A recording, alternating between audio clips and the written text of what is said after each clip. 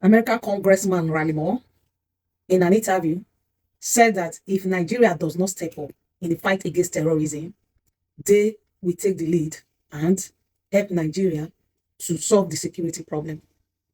He said the president sent him for a special investigation to Nigeria, and he was there first with first-hand information. And he talked about the people that were being pied on Palm Sunday and some other people which were being pied between Palm Sunday and the day of his interview. He said they have told Nigeria to step up the game and solve the situation of insecurity. But if Nigeria on their own do not want to solve the situation of insecurity, they, the Americans, will come on, step on, take the lead, and solve it for the Nigerian government. According to them, they said it is best for Nigerian government to take the lead and step up and solve the problem. And since they have been saying this, is not the first time I've heard this. Once Donald Trump said it, and now a Congressman Raleigh Moore is saying it, telling Donald Trump to step up and take the bull by the horn to solve the security issues in Nigeria. And I don't know why the Nigerian government is afraid to solve the security issues. The only reason why I think they're afraid to solve the security issues is because a lot of people in the government are involved in these terrorist and security issues in Nigeria. So the ruling party is afraid that if they decide to go for these people, they're not going to vote for them and their community and so on. They're going to lose the election. That's why you see they keep romancing these bandits. They keep romancing these terrorists. They keep romancing these people who are of no good, who are out for no good all the time. And the story keep repeating itself, attack upon attack upon attack. And if the Nigerian government think these people will stop without doing something about it, I think the Nigerian government is lying. So, like I said, Congressman Raleigh Moore said if the government of Nigeria does not solve it, they will be at the forefront in solving the insecurity issue in Nigeria. And this is a warning to President Tinubu.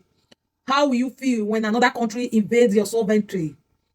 Your sovereignty, they will invade it and come into your country and help you solve insecurity problem, which you can easily solve. That does not really need any much technicality to solve when you are using the right apparatus. I've said it before, Tinubu, you don't need to put your soldiers on the front line anymore. Technology has gone beyond that.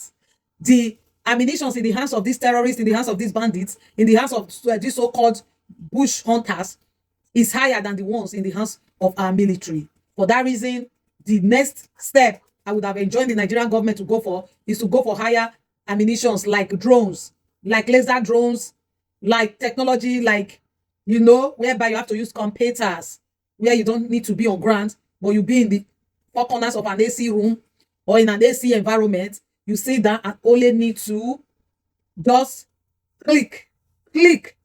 And with a click, the terrorists will be annihilated. So I am still standing here to, send this message to the President of the Federal Republic of Nigeria. It should be a shame that another president, another country come into your sovereign territory, your sovereign country, to help you solve insecurity problem. As the giant of Africa, you are more than what you are displaying. It shows that in this your government is so incapable to deal with the security issues, to protect the lives and property of the citizens of this country. But when you were voted into office, you promised to help protect the lives and and property of the citizens of Nigeria. And today, the reverse is the case. There are pockets of attacks here and there every day on the soil of this country. This country is bleeding.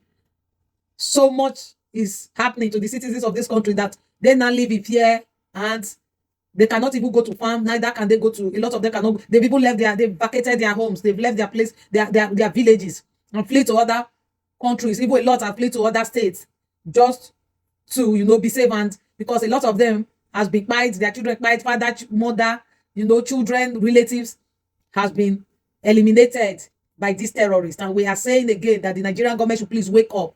Anyway, please don't forget to follow this page in which you are seeing this video, and hold on, don't stop or touch that while you watch the interview of Raleigh Moore and what he said concerning the security issue and their plan, the plan of the White House on how they want to solve it.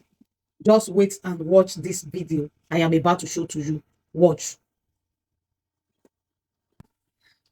Congressman Raleigh Moore of West Virginia is a member of the House Appropriations Committee and has been warning about this escalating violence against Christians in Nigeria. Thank you for joining us. Thanks for having me. Appreciate it. You've presented an official report to the White House. You've handed over solutions. Here's how we can end this Christian persecution. So walk us through what you think needs to be done. Well, so this report that we presented to the White House was pursuant to the president asking myself and Chairman Tom Cole, the House Appropriations Committee, to investigate this Christian persecution and what I've been calling a genocide in Nigeria that's been going on. So we went to Nigeria. We went there. I saw it firsthand with my own eyes, the tragedy and horror that's unfolding there. So as you just reported, unfortunately, we've had 40 individuals who were killed at a Palm Sunday service, which is just tragic. And then on top of that, you had another 13 Christians killed by Islamic radical militants at a Christian wedding and Palm Sunday. So we have a number of suggestions in here of how the Nigerian government can work with the United States government to address this. But as President Trump has been very clear on this, if they don't address this, we're going to address it for them.